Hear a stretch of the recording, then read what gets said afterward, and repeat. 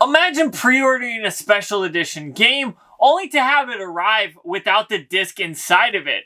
Or even buying a game day one only to find out the next week it was discounted 20 bucks. Well, we're going to be talking about both of those situations in this video, so let's go ahead and talk about them. With Black Friday coming up, we're getting hit with a ton of deals, whether it's Best Buy, GameStop, Target, Walmart, whatever it is, we're getting inundated with deals. And it looks like Sonic Frontiers, which came out last week, is actually going to have a deal. And it looks like it's going to be 20 bucks off. So if you bought it when it was $59.99, sadly you paid $20 more than people will be able to buy it next week, which pretty much sucks because it's only been out a week, and by the time they can get it for 20 bucks off, it's 2 weeks later. It just really sucks. I have been looking into this game, and the more I see it, the less I want to play it, so I'm not too bummed about it. Thankfully, I didn't pick it up. I was looking into maybe doing it, but I saw the Switch version looks like terrible, and I don't have a PS5 because I don't have a need for one.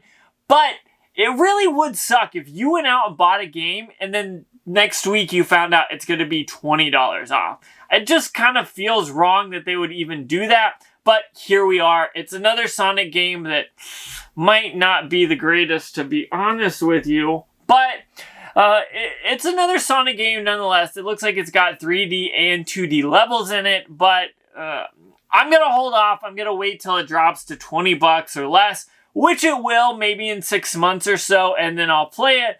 But let's talk about the real issue at hand, and that is the God of War Ragnarok Special Edition. Now, before we get into this, I want to say I've been replaying the God of War PlayStation 4 version, and I'm about 4 or 5 hours into it, and I've really been enjoying it.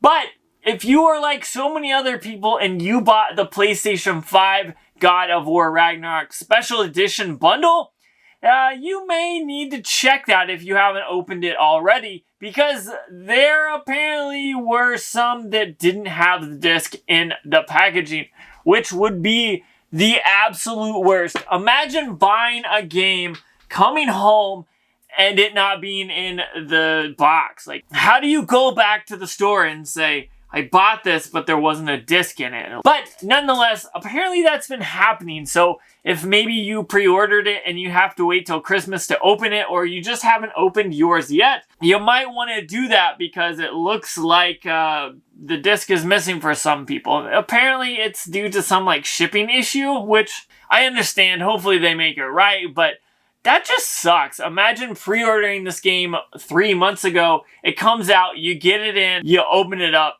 and it's not even in there. How do you even go about that? I don't know. Thankfully, that's never happened to me, except for once at GameStop, and they refunded me the money and got me a replacement, so it was all good there. But that's pretty much what I wanted to talk about because it was so interesting. This is going to be a short video, as you can tell.